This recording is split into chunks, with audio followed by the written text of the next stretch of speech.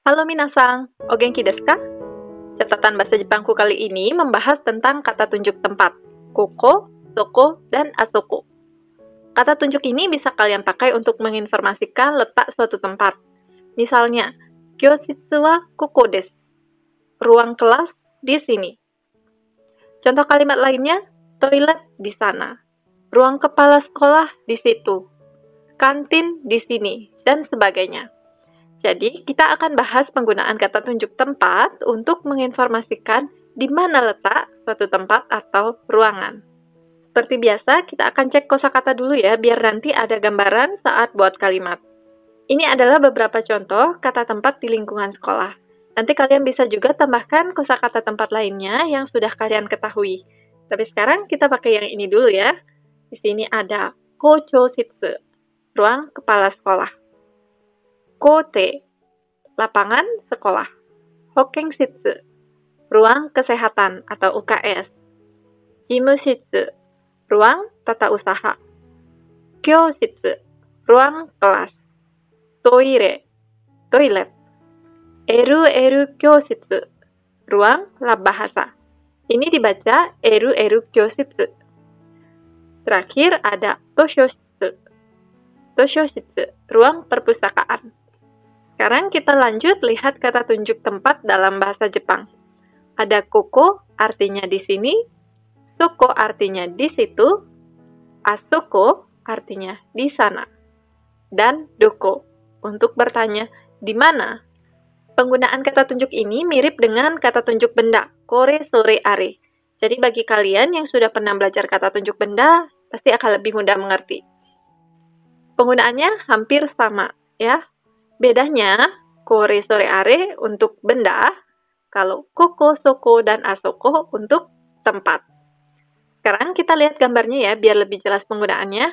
Tapi sebelum itu, saya sarankan kalian lebih baik hafalkan dulu kosakata yang tadi, biar nanti bisa cepat mengerti saat penjelasan kalimat, oke? Tapi kalau kalian sudah hafal, kita akan lanjutkan lagi.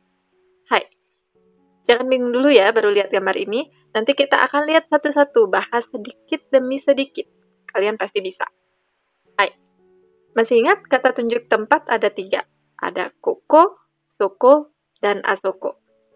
Koko artinya di sini, soko artinya di situ, asoko artinya di sana. Nah, L yang saya tulis di sini, itu maksudnya laki-laki ya, orang laki-laki yang ada di gambar ini. Terus kita sekarang fokus ke gambar ini. Kita lihat penggunaan koko. Oke, penggunaan koko. Ada anak laki-laki di sini dan anak perempuan. Lingkaran ini kita anggap ruangan kelas ya. Jadi anak laki-laki ini berada di ruangan kelas. Yang anak perempuan ada di luar ruangan kelas. Masih ingat ruangan kelas bahasa Jepangnya? Kyoshitsu. Kyoshitsu ya. Jadi, kalau anak laki-laki ini nanti menginformasikan tempat, ia mengatakan Kyoshitsu wa koko desu. Kyoshitsu wa koko desu. Ruang kelas di sini. Jadi, dia pakai koko karena dia berada di tempat tersebut. Oke, dia pakai koko karena dia ada di tempat tersebut. Dia ada di sini, di ruangan kelasnya. Kyoshitsu wa koko desu. Ruang kelas di sini. Jadi, koko dipakai jika pembicara berada di tempat tersebut. Seperti gambar ini ya, si laki-laki ada di ruangan kelas.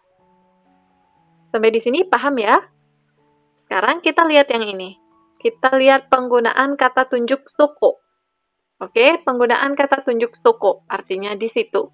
Pada gambar ini yang ada di ruangan kelas siapa? Anak perempuan.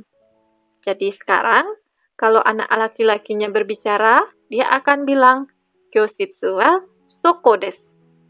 Kyoshitsu wa soko desu. Ruang kelas di situ.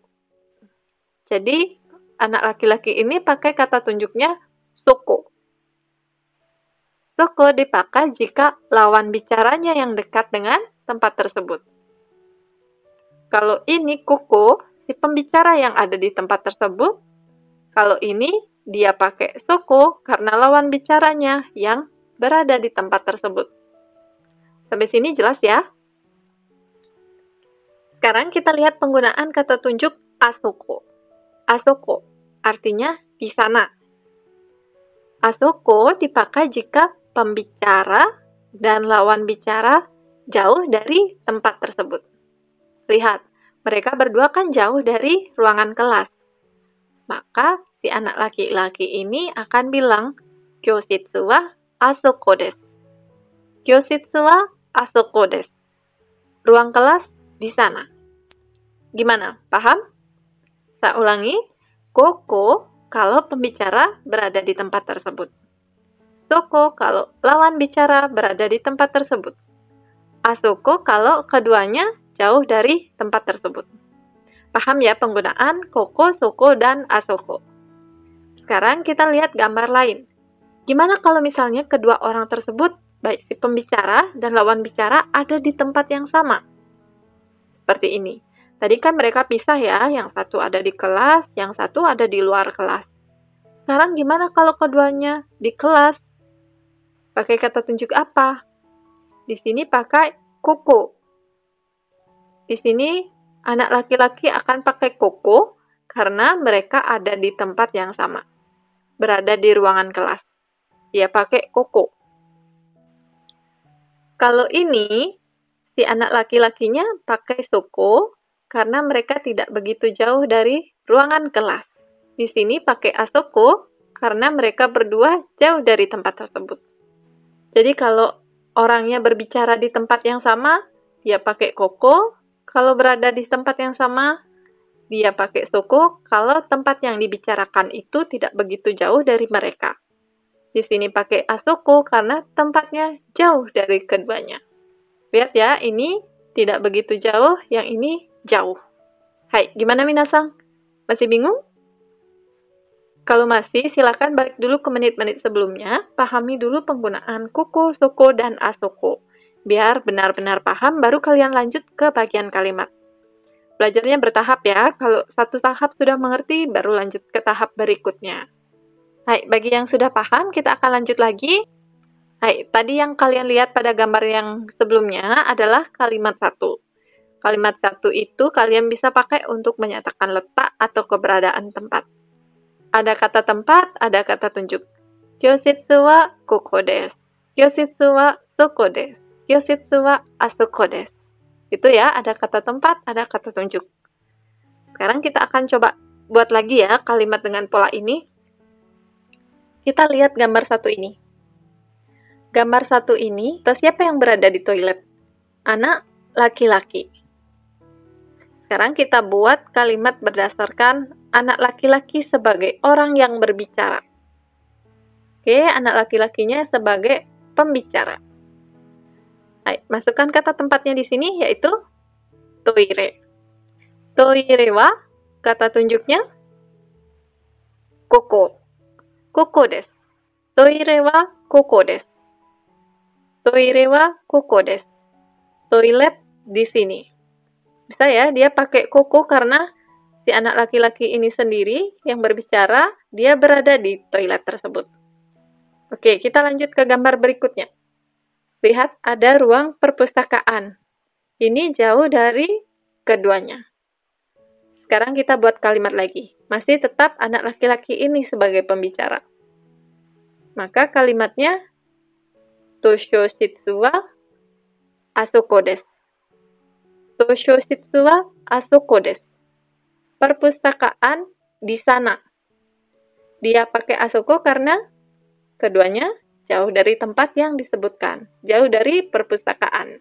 Sekarang kalau gambar yang ini, si anak perempuan yang ada di ruangan kesehatan.